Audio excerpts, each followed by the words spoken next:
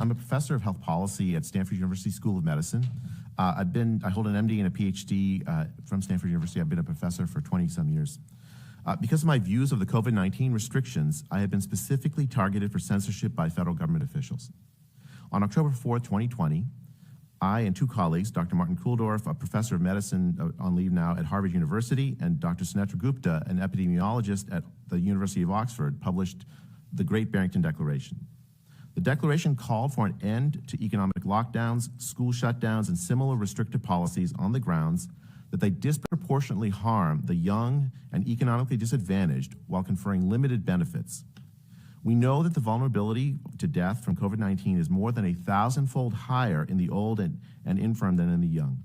The declaration endorsed a policy of focused protection that called for strong measures to protect high-risk populations while allowing lower-risk individuals to return to normal life, including specifically opening schools with reasonable precautions.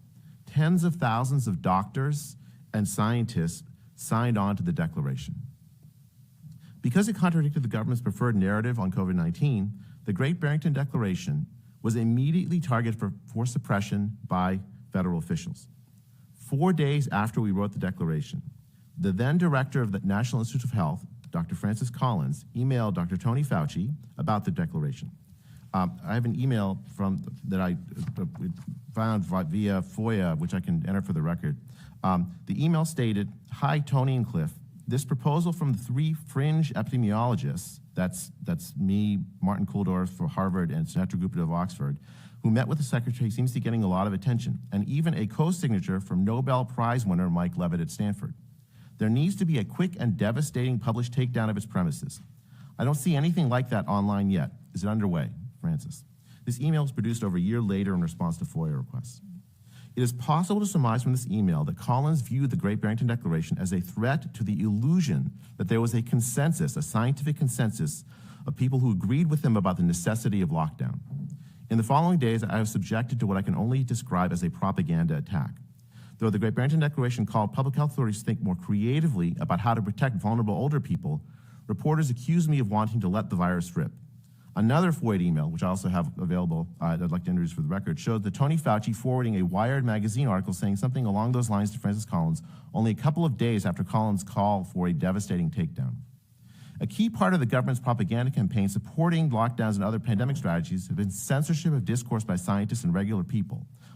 I'm party to a case brought by the Missouri and Louisiana Attorney General's office against the Biden administration. Through this case, lawyers have had the opportunity to depose under oath representatives from many federal agencies involved in the censorship efforts, including representatives of the Biden administration and Tony Fauci himself. What this case has revealed is that there is nearly a dozen federal agencies, including the CDC, Office of Surgeon General, and White House, pressured social media companies like Google, Facebook, and Twitter to censor and deboost even true speech that contradicted federal pandemic priorities, especially inconvenient facts about COVID vaccines, such as their inefficacy against COVID disease transmission. I know for a fact that the Great Barrington Declaration suffered from censorship from many social media companies, including Google, Reddit, and Twitter, which removed, where I was placed on a trends blacklist the moment I joined in August of 2021.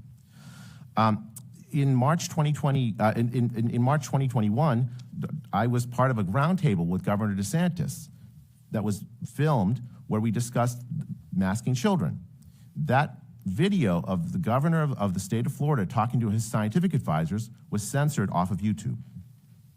The suppression of scientific discussion online clearly violates the U.S. First Amendment, but perhaps even more importantly, the censorship of scientific discussion permitted a policy environment where clear scientific truths were muddled, and as a result, destructive and ineffective policies persisted much longer than they would have otherwise.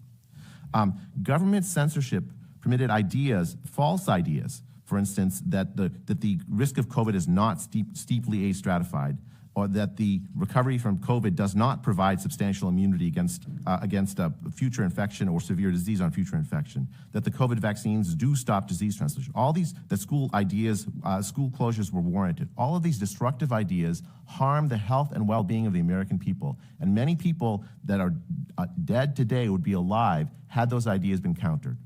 Government censorship, if there's anything we've learned from the pandemic, it should be that the First Amendment is more important during a pandemic, not less.